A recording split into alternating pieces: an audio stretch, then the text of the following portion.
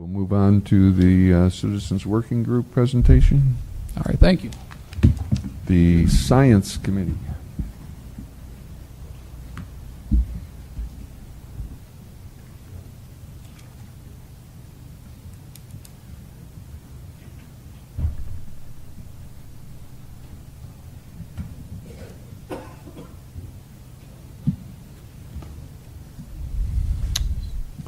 Good evening. Good evening. Mr. Chairman? We're trying to do this in 30 minutes. Yes, sir. Okay, Mr. Chairman, thank you. members of the Commission, thank you for inviting us to speak. Don Phillips, this is Peter Adang. We have the rest of the science team here. And should you have any more detailed questions, I'm sure we can answer Speak into the any microphone. any questions you might have about the science behind this ordinance or the ordinance itself. In Sandoval County, there are two major geologic provinces. There are 12 major geologic provinces in the entire United States, and you've got two of them right here. The Colorado Plateau and the Basin and Range Province. Let me back up for 1 second, is that in the San Juan Basin, up in the northwestern part of the state, a part of the county, that's part of the Colorado Plateau. The Albuquerque Basin is part of the Basin and Range Province. Now, it's important to distinguish between the San Juan Basin and the Albuquerque Basin. They are different ages, they have different burial histories, and they have different tectonic histories. In fact, the San Juan Basin was formed during the Rocky Mountain period, 80 to 40 million years ago, and the Albuquerque Basin, as we know it, formed 14 million years ago, and it is still active. There's 26 million years between those two basins. Another thing to point out is there's a lot of production up in the San Juan Basin, but very little, well, actually there's no production in the Albuquerque Basin. And the reason for that is because the migration of oil and gas, as documented in 1995 by Curtis Huffman, stated that, as you can see in the orange there, the migration of oil and gas in the Mancos Shale happened after formation of the San Juan Basin. So that structure, those structures were already there, and when oil and gas migrated, it migrated into those structures. That's why there are so many oil and gas fields there. But the Albuquerque Basin formed after the migration of oil and gas, at least in the San Juan Basin of the Mancos Shale, so that's why there's no production there. Let's step back a minute and we talk about the Albuquerque Basin as part of the Rio Grande Rift. There are 4 active continental rift systems on Earth. There is the East African Rift, the Lake Baikal Rift in Asia, and the West Antarctic Rift, and our very own Rio Grande Rift, which we are sitting right in the middle of. The key word here is active. What does that really mean? Well, it means that the faults move. And seismic activity is a very, very risky thing, and this is acknowledged by the United States Geological Survey and New Mexico Tech. For USGS said for New Mexico, the area that is home to more earthquakes than any other region is the Rio Grande Valley between Socorro and Albuquerque. New Mexico Tech has said because of the large number of active faults in the Rio Grande Rift, the probability of a future large earthquake in the rift is significant. And in that paper, this map was posted by New Mexico Tech, and it showed, you see those two red circles there, that down in the Permian Basin, seismic activity has been recorded due to withdrawal or injection of oil and gas. And gentlemen, that is the end phase of the fracking process.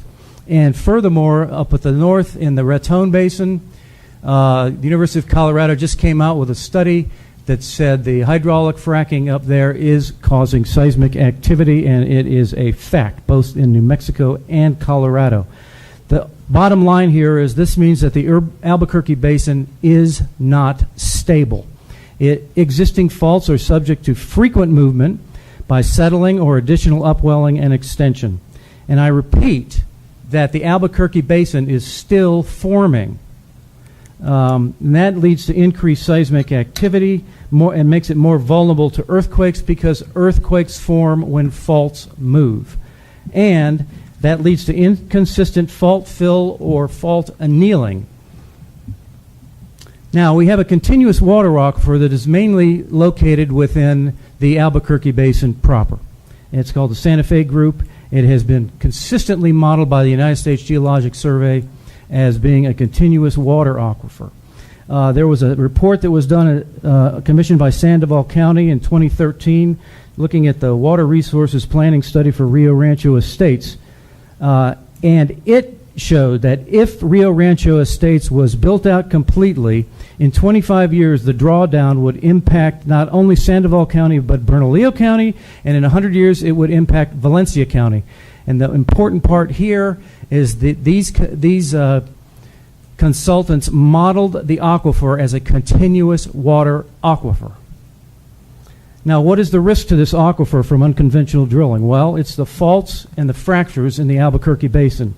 The distance between the Mancos Shale and the aquifer is one thing.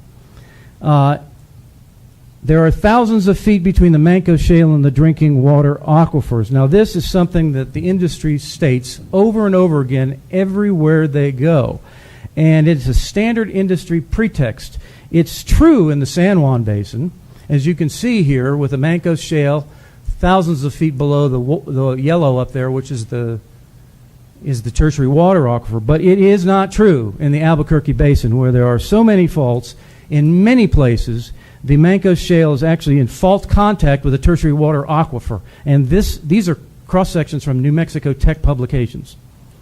Now, you can just imagine if you drill down into the Mancos Shale, you go left and you cross one of those fault zones, you are going to contaminate the water aquifer either with the released hydrocarbons or with the fracking fluids. Now, we also have abundant knowledge that these faults and fractures impact groundwater flow. New Mexico Tech says it, the University of New Mexico says it, and the USGS says it. These are all quotes from major papers. And that last quote from the USGS says, increased permeability along a fault zone can enhance movement of groundwater in contact with freshly broken rock. And when you frack rocks, they're freshly broken. Risk to the water aquifer also is about fluid movement or upwelling along faults. Now, in many places in the Albuquerque Basin, you have the Mancos Shale, very close fault contact to the tertiary water aquifer, and we have shown that that upwelling occurs. If it hits one of these faults and it's not sealed, it goes right up that fault due to pressure and goes right into the water. It will go right into the water aquifer. Now, who says upwelling along faults? Where does upwelling happen in Sandoval County? Well, according to the New Mexico Tech study released this year, they said it happens on the southeastern margin of the San Juan Basin. It happens in the Albuquerque Basin. It happens in the Jemez Mountain volcanic field. And it happens in the Sierra Nacimiento Laramide uplift region. The only place it doesn't happen, at least that they didn't mention, is in the San Juan Basin proper, where there are no major faults. Where else is upwelling along faults? Well, according to papers published by New Mexico Tech, there's fluid movement in Placitas. The University of New Mexico in 2013, Dr. Amy Williams and her crew proved beyond a shadow of a doubt that in the southern part of the Albuquerque Basin, fluid migrates up these faults and contaminates the groundwater aquifer, and it comes from the basement. And they actually compared the isotopes of the basement rocks to the isotopes in the drinking water aquifer, and they proved it beyond any doubt. It's a landmark paper. Also, there was a paper produced, commissioned by Rio Rancho by Glorieta Geoscience in 2008. And there they cited that Peggy Johnson et al., who published a lot for the New Mexico Tech, has shown that elevated levels of total dissolved solids, arsenic, and uranium adjacent to faults have come up the faults in the Española Basin just north of the Albuquerque Basin. And that is facilitated by fracturing associated with faults. The other thing that study showed is a cross-section that showed the Mancos Shale is actually in contact again with the tertiary water aquifer. And then the consultants pointed out to Rio Rancho that this may also occur along the Ziana structure, where older rocks move up and in contact with the Mancos Shale and the aquifer. Finally, there was another well in this case. This is a map of water wells in Rio Rancho. The white circle represents a well number 10, which was drilled, and it encountered a major fault zone at 970-foot depth and lost all of its drilling fluid. It had to move over and re-drill the well. Then there was a well number 23 test well. That well encountered high levels of uranium in the lower, middle, and upper Santa Fe groups. That is, gentlemen, the entire water aquifer. And not only did they encounter high levels of uranium, but levels of uranium that are higher than the EPA set maximum contaminant level. This was not trace elements. This was a maximum contaminant level. And in order to get that much uranium in the entire aquifer, it had to have come up, the fluid movement, it had to have come up the faults. Now let's talk about risk a minute. Risk about the faults and just general risk. Now, we've heard New Mexico Tech's talk about susceptibility and risk. Now, susceptibility to an average geologist like Eddie Paulsgrove or Bill Brown or me means the state of being likely or liable to be harmed by a stimulus.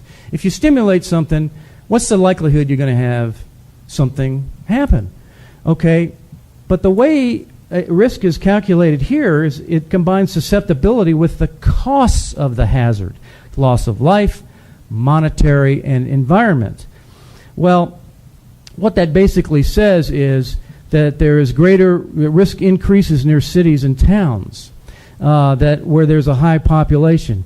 And one of the things that was said by one of the thrust energy consultants from the west side of Sandoval County in the Albuquerque Basin, it's pretty obvious that if you're saying that the east side down in Corrales, the city of Rio Rancho, and down by and in the River Valley, that the risk is moderate to high, I agree with you.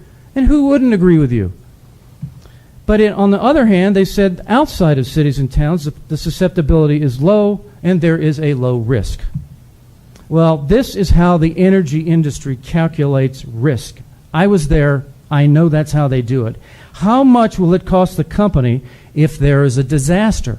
It's more about money than it is about people. And this leads to degradation of the land, environmental racism, and social injustice. And let's go back and let's look about risk, where risk is moderate to high. And this is according to New Mexico Tech and Thrust Energy, where, first of all, they have said that you can't drill in Corrales because it's too risky. And then so let's put a center, one of those slash circles in Corrales. And then they said the same thing in Rio Rancho. So you can't drill there. It's too risky. Down and in the River Valley, you can't drill there. And that takes care of Algodones and most of the pueblos along the River Valley. Can't drill in Bernalillo. Can't drill in Placitas. It's too risky. You can't drill on the eastern mountains in La Madera. It's too risky. And you can't drill in Cochiti Lake. It's too risky. So where, the risk, they said, is far different than what you find on the western side of the county. So what they're basically saying to you is that the only safe place to drill and do hydraulic fracking is right where Thrust Energy owns its acreage. Our ordinance basically says we currently have 3 districts, and today we are proposing, because we've heard that you want to maybe move to 2 districts, we are suggesting via an amendment that we recommend 2 districts. District A, which is the San Juan Basin in a permissive use where all the oil and gas is drilling now, won't disturb anything up there. District C, the Albuquerque Basin and Transition Zone combined, we recommend conventional oil and gas drilling be allowed via conditional use, and that unconventional oil and gas drilling, which is hydraulic fracking and horizontal drilling, be prohibited. I want to point out that there's several reasons for combining these 2 districts and into one big district. And number 1, there's 4 reasons. It's based on solid science. We have got really good scientific data in breaking up these districts. We also know that the entire area is very heavily faulted, and we've just explained the problems with heavy faulting. And then we know that in the Albuquerque Basin and Transition Zone, this will also protect the watersheds, and there are at least 13 watersheds as defined by the USGS in this area. Forest fires have removed vegetation and caused massive debris flows in the Jemez Mountains. around the Valles Caldera, and that threatens contamination of the water aquifer. And I want to give full credit and point out to Phoebe Sweeney of the High Watermark Environmental and Scientific Consulting, pointed this out to us, and she has a compelling scientific story for that. And I was also supported by Brandon Velavis in getting these maps. Also, this area should be combined because it is an area of many sacred cultural sites in pristine wilderness, all the way from the Valles Caldera to Mount Taylor. It is our responsibility and our duty to protect these sites. Now, there's been a big to-do about people saying that you can't prevent hydraulic fracking, you can't ban it, and what I'm trying to say to everybody is that if I was in the oil and gas business, that's what I'd be saying too. But the fact is that this is a big movement around the country, in fact, around the world. 5 states have banned hydraulic fracking. There are cities and towns and counties and other parts of the states, Ohio, Pennsylvania, even Texas has done it. And there are countries, whole or in part, who are banning fracking around the world now because they recognize the value of doing that to protect their drinking water aquifers. You know, as I've shown, that Pennsylvania has had a problem with drinking water being polluted, coming out of so much methane in a person's water well that it comes out of the sink. You want to pour a drink of water, and what gets so much methane in it that you can't drink the water, but you can certainly light it on fire. And Wyoming, it's happened in Wyoming. It's happening now in North Dakota, in Canada, in Australia, and in our 2 neighbors, Colorado, it's happening now, and Texas. It's coming our way. And are we going to let this happen in New Mexico? Gentlemen, it's up to you. So I'd like to turn this over now to my colleague, Peter Adang.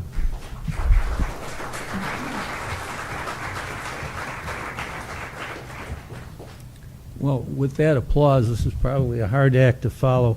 I want to talk about the legal implications of the Science Team Ordinance.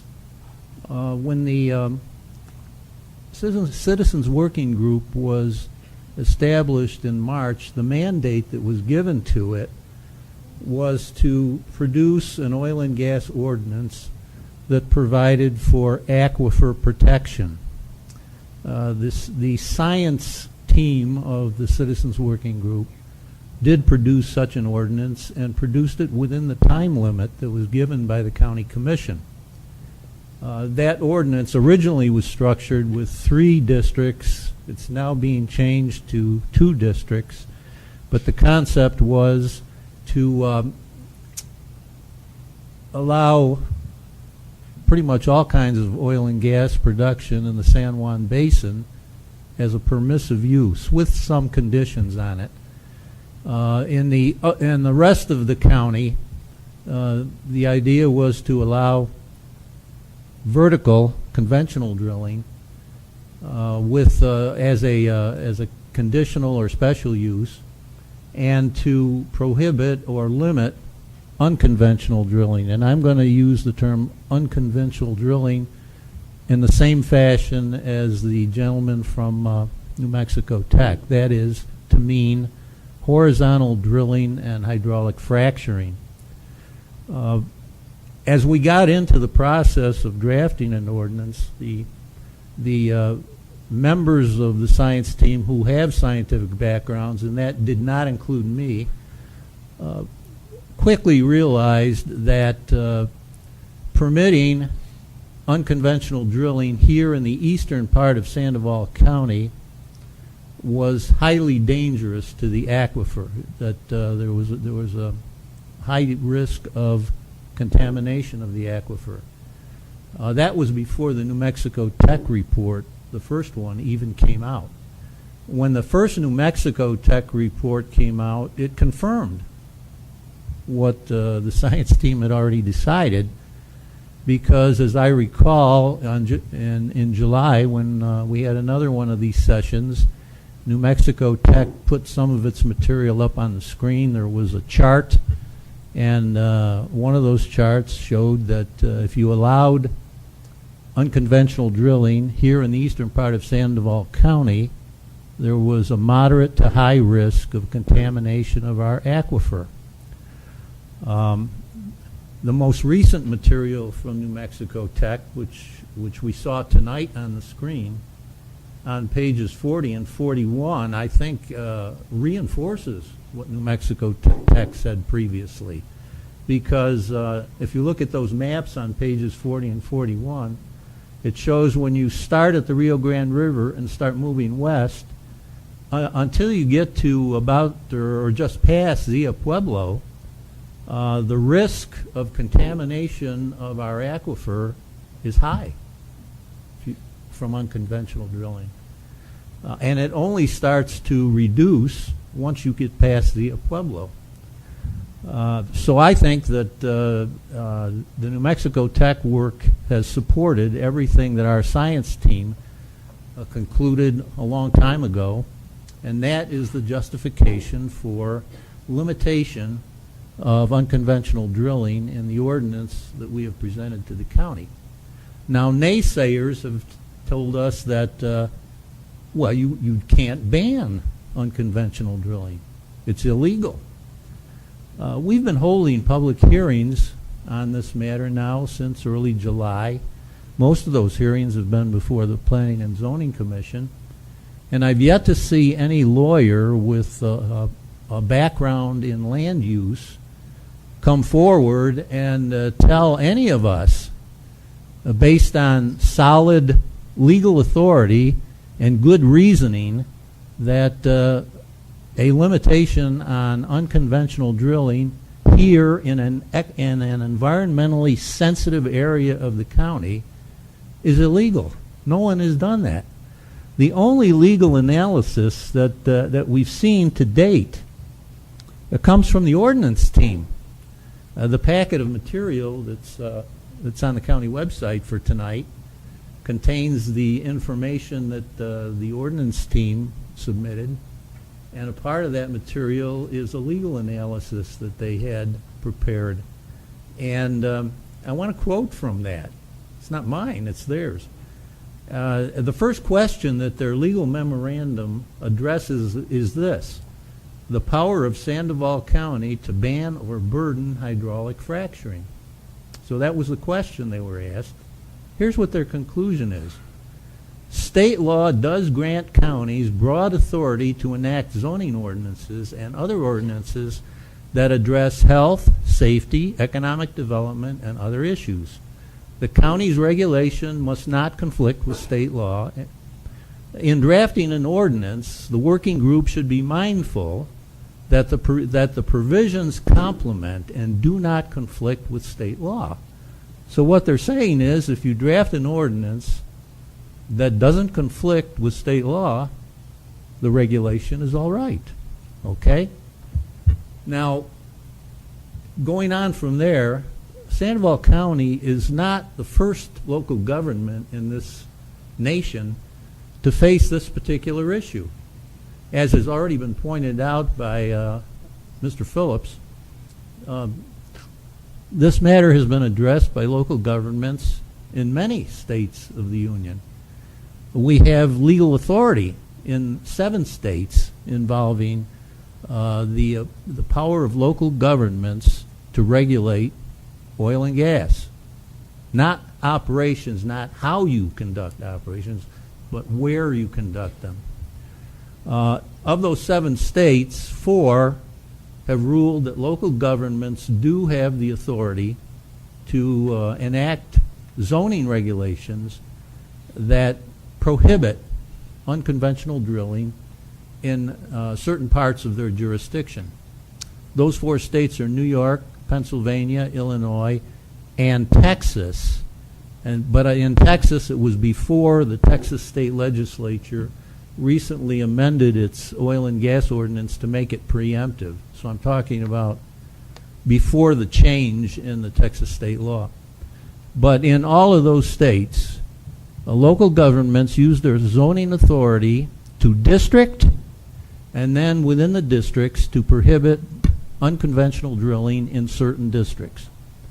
In those cases, the regulations were challenged, and the courts in all of those 4 states stated that even though the state had an oil and gas statute, that statute was not preemptive of all oil and gas regulation. Therefore, local governments could use their zoning authority to determine where oil and gas development could and could not take place.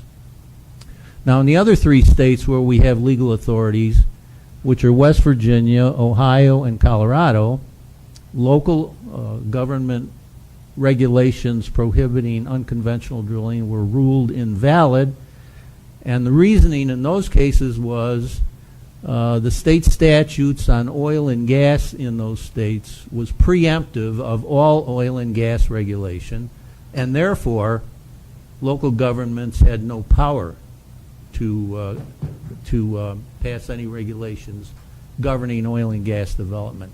So that raises the first question that we have to ask ourselves here.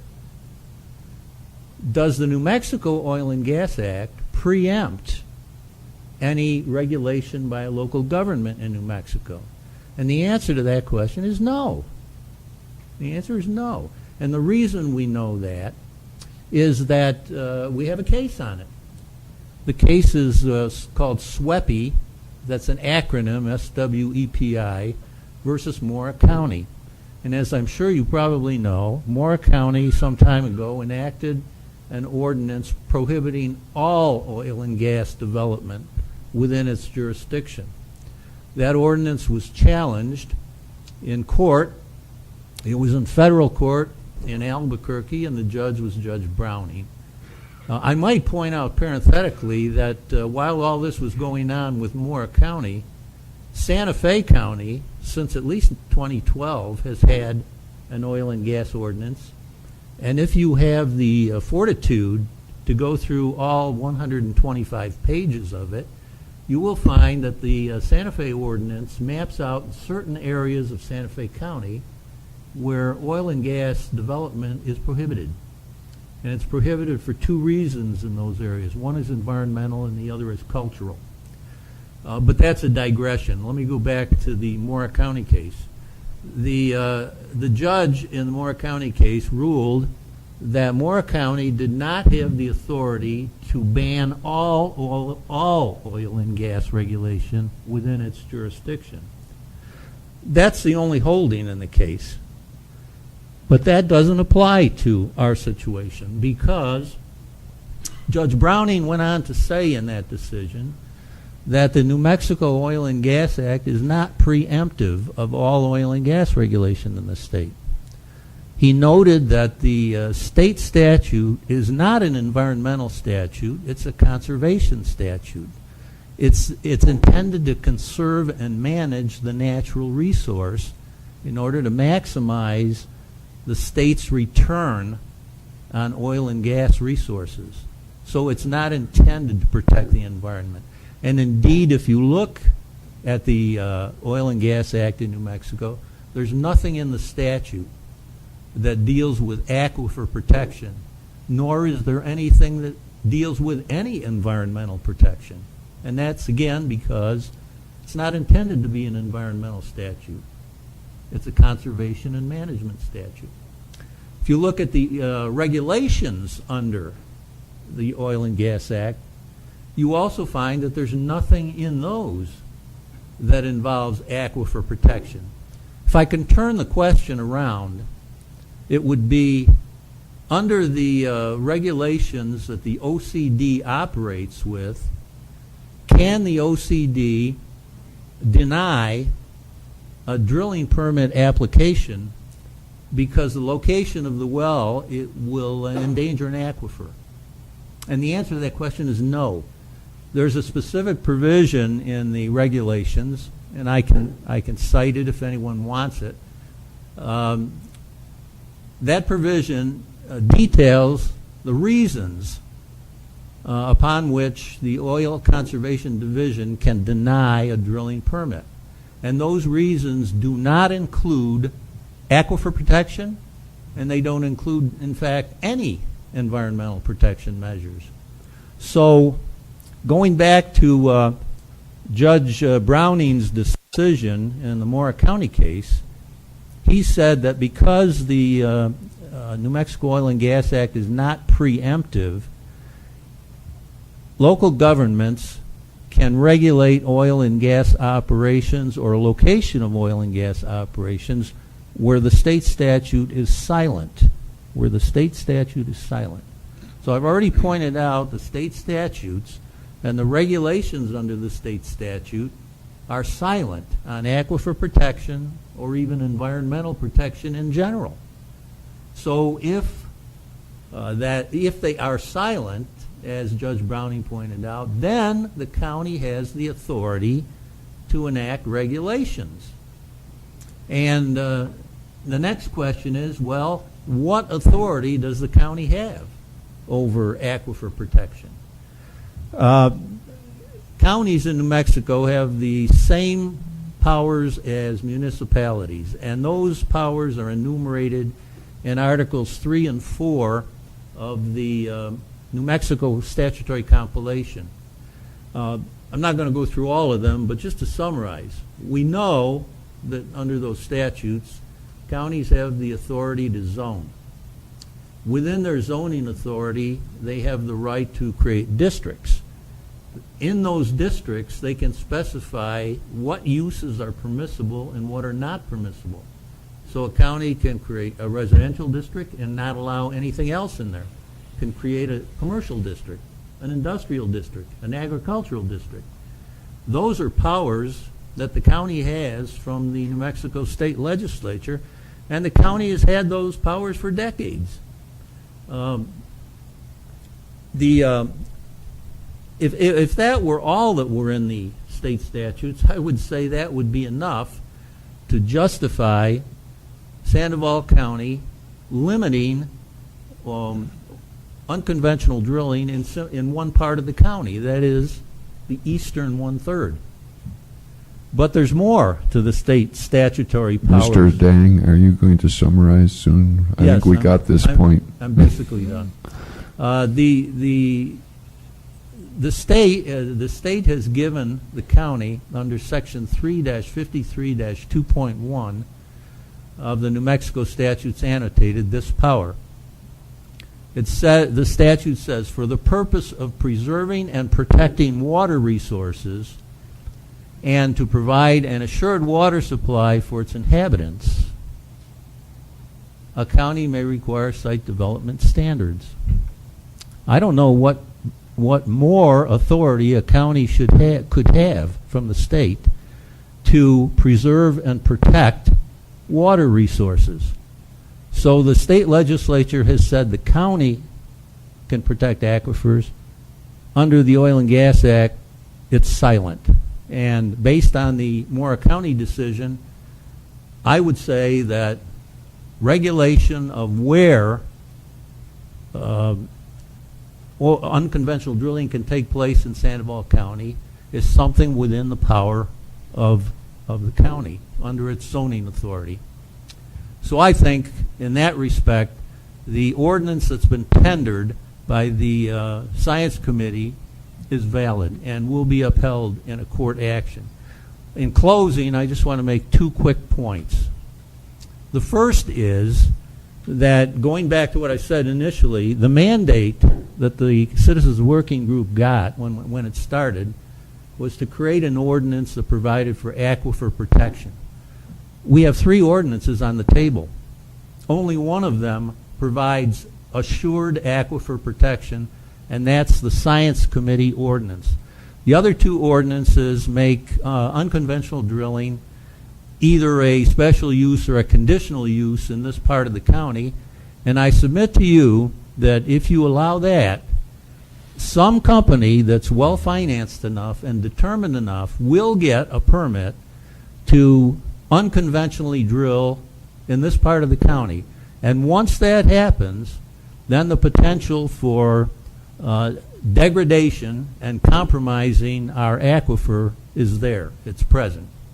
The second point I want to make is that eastern Sandoval County's most valuable natural resource is not oil and gas. Oil and gas has never supported this part of the county, and it never will in my estimation. The most precious natural resource that we have here is water.